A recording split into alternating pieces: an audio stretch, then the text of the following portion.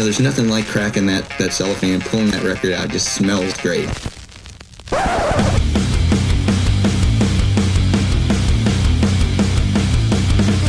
Welcome to BODS Mayhem Hour. Non-stop hardcore energy. I love the show, guys. You're awesome. Unlike any other. With your host, John the Bod, a.k.a. the Bodfather. Man, this stuff rocks.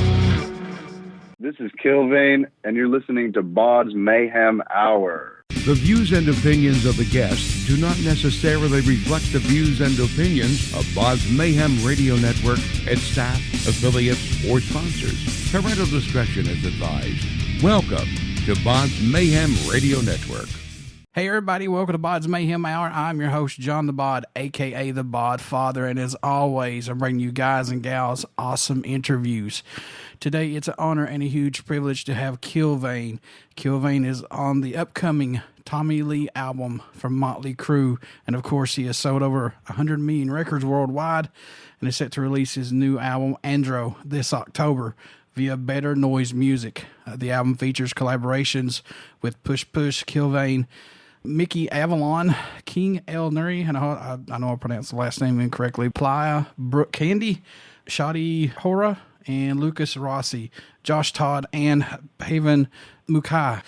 Also check out music videos and singles, Knock Me Down featuring Killvein, and Tops featuring Push Push. And I have Killvein on here with me right now. We're going to talk about this bad boy. So, Killvein, how's it going, man? And welcome to the show. It's going good, man. Thank you, John. It's good to be here. Yeah. So how's it been working with Better Noise Music so far for you guys?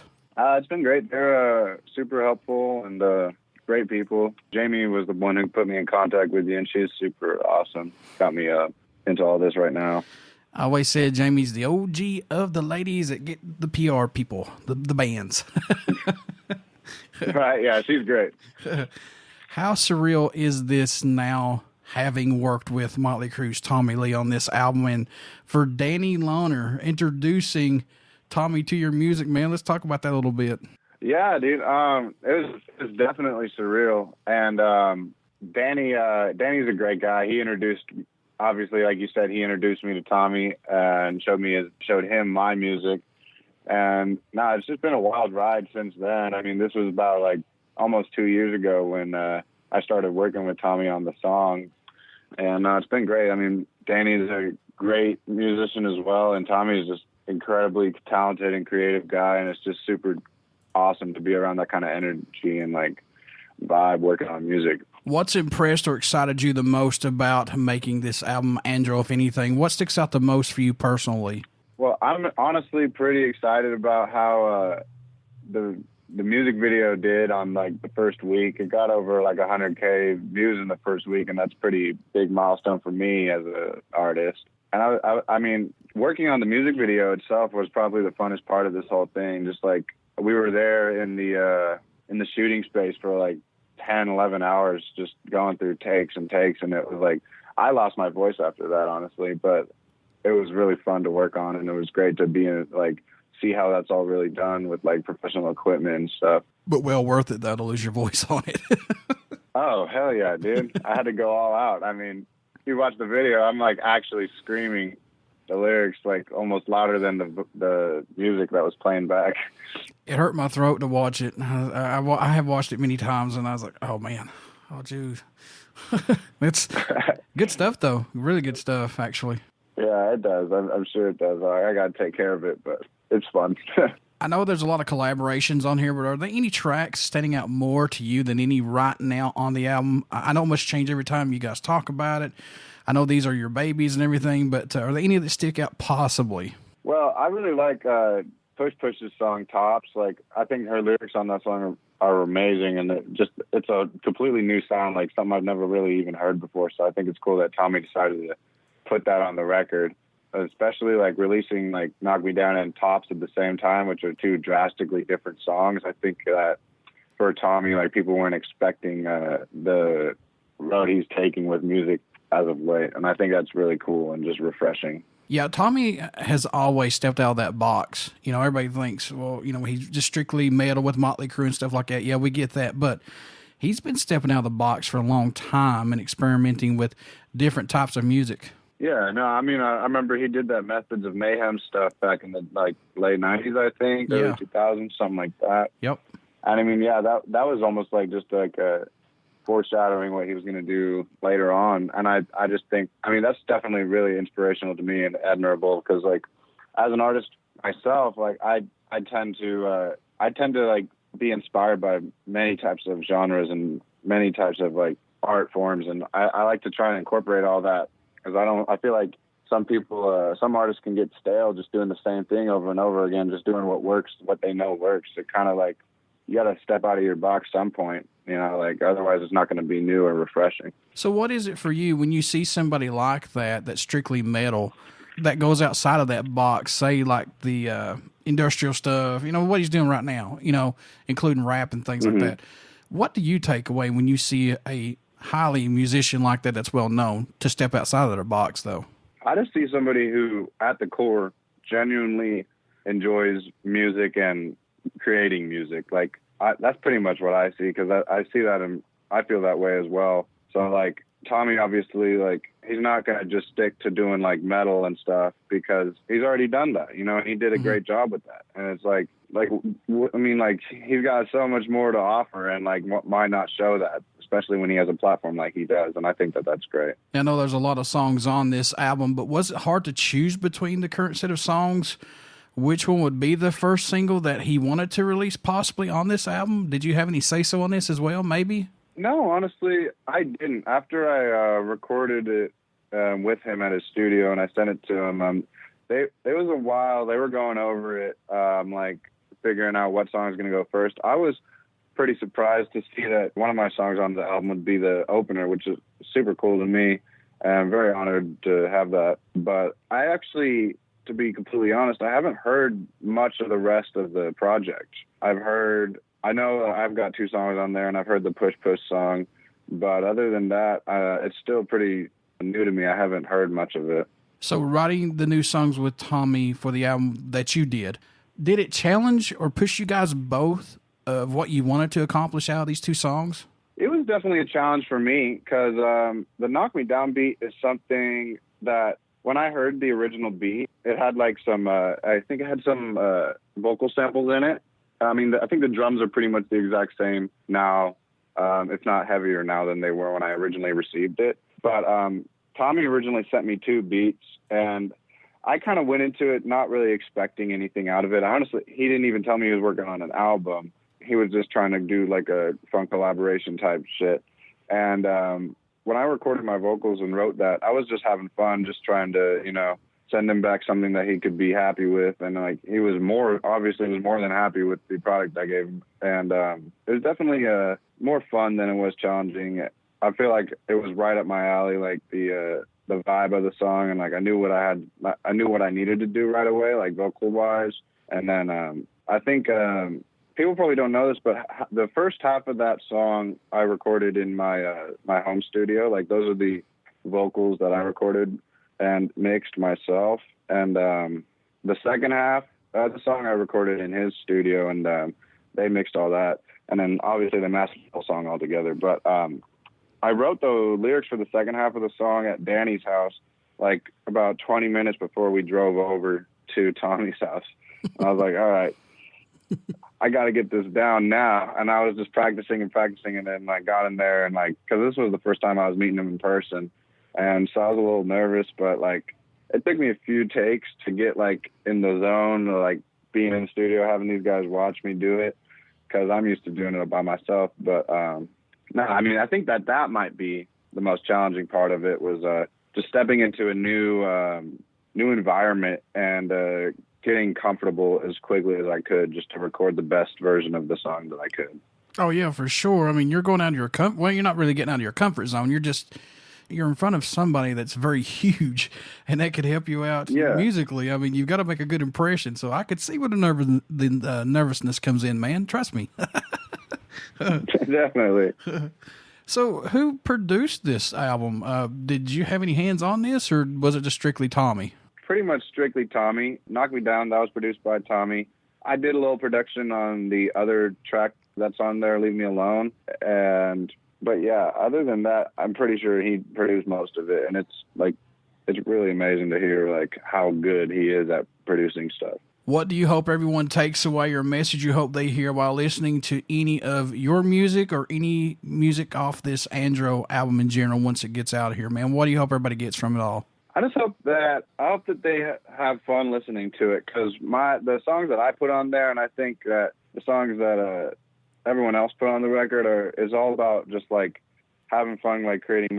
I mean, that's my perspective on it. So like, I had a lot of fun creating Knock Me Down. It's like a carefree, like just energy track, just like super loud and aggressive, and help people, just have fun really listening to it, enjoy listening to it. And then like for my own music, if they're interested in what I did with Tommy's stuff, which is hopefully, then I got a lot of different sounds out there that I've already released. So I hope they gravitate towards that and start checking me out as well. All right, Killvein, let me ask you this, man. Are there any talks about taking this out on the road? If so, how are you guys going to collaborate and do all this once everything kind of gets back to some normalcy and we're able to get back out there and check out some shows? I'm not sure. I don't think he's planning on touring this album, but, I don't know. Again, I don't know if that's official. I know that he's focused on doing the Motley Crue tour, so that's probably going to come first, if anything. But, yeah, I guess I can't really say at the moment. What made you want to become a musician? What was that spark for you, man, that said, yeah, that's what I want to do, or possibly maybe even attempt that? It's kind of funny. I don't know how. I think I was probably 5 or 6. I was really young, man. Like, I went to see School of Rock, and I was like, this is sick. I want to do that. I want to play guitar. So, like, I got a guitar, and I started playing, like, pretty much. I've been playing guitar my whole life, and I just got more interested in it as time went on, and I started, like, producing shit when I was fucking, I think probably 12, maybe 13, and just been doing, like, learning and teaching myself how to make music ever since. I've always, like, as a kid, I always wanted to be able to just make my own song, all the parts, and do it. So I finally achieved that. I remember that movie, actually. I remember watching it many, many times. Jack Black. Yeah. The man is absolutely hilarious. In every movie that he's been in, there's just been good stuff from him. Oh yeah, I used to have that movie on DVD. I'd watch that almost every day. That was like, that's definitely the catalyst for turning me into who I am now. So since everyone is getting back out to the public now from the coronavirus, do you think concerts and festivals will have the same impact as before, Killvein? Since will this hurt sales? Will the attendance still be there? Or do you think this has hurt it in the long run, possibly? I think that I know that a lot of festivals have been canceled that were supposed to happen like around this time and a few months ago.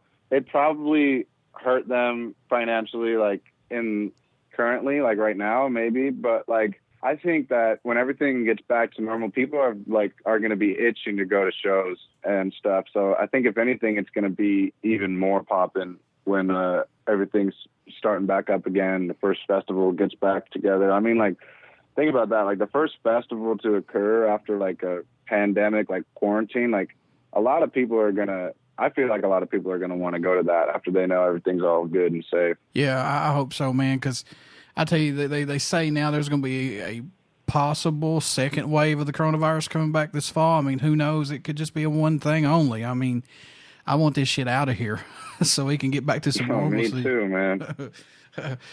Is there a country so far that stands out or shocks you that your singles, and plus I think Push, the other one is out there right now, that's getting support from, or your music is even getting played in possibly? Has anything stuck out or surprised you lately? I get a lot of plays in Russia, and that's not really surprising to me, but I think it's really cool because there's a whole like underground rap scene in Russia that makes a lot of music that's really similar to me, so I can see why they'd be like very interested in that. But yeah, Russia, definitely. I think Russia's really with the shits.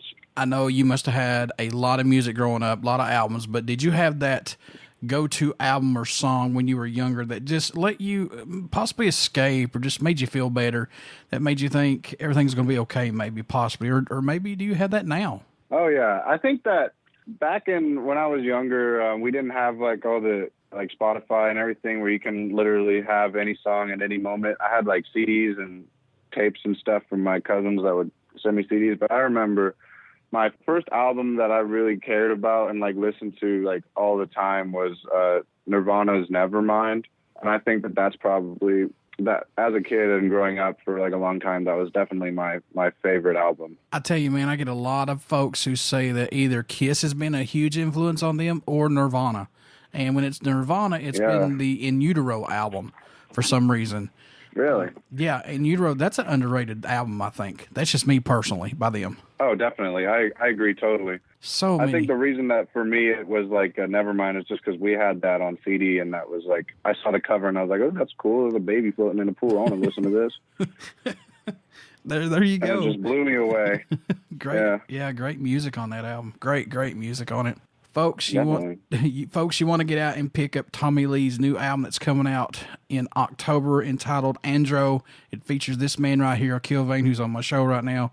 A lot of good stuff on here from different collaborators. You definitely want to pick this up. So Killvein, man, how could folks stay in touch with you, buy this new album, merchandise, tour dates when it all does get back out there possibly? How can folks do all this stuff for you all?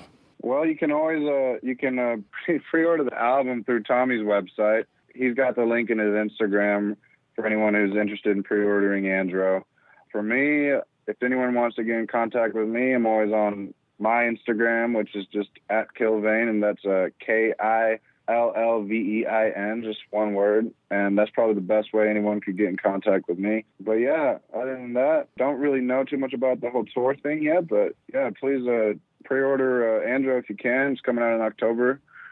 And yeah. Before I let you go, good sir, would you care to do a promo for my show? Sure. This is Killvein, and you're listening to BODS Mayhem Hour. Everybody stick around. We got some great stuff coming up. You only hear these interviews right here on BODS Mayhem Hour and BODS Mayhem Hour podcast. Please get out, check out our Facebook page. It has our podcast link, YouTube link, and every link that we are associated with. And trust me, we are all over the platforms just about. Also, get out and pick up Tommy Lee's new album coming out in October entitled Andro. Like I said, Killvein is going to be on there, and a collaboration with a lot of artists, so you do not want to miss out on this. And also, get out and check out Killvein's other stuff. You will not be disappointed. So, Killvein, I wish you nothing but the best of luck from here on out, my man. Thank you. You as well. Appreciate it, John. Thanks for having me.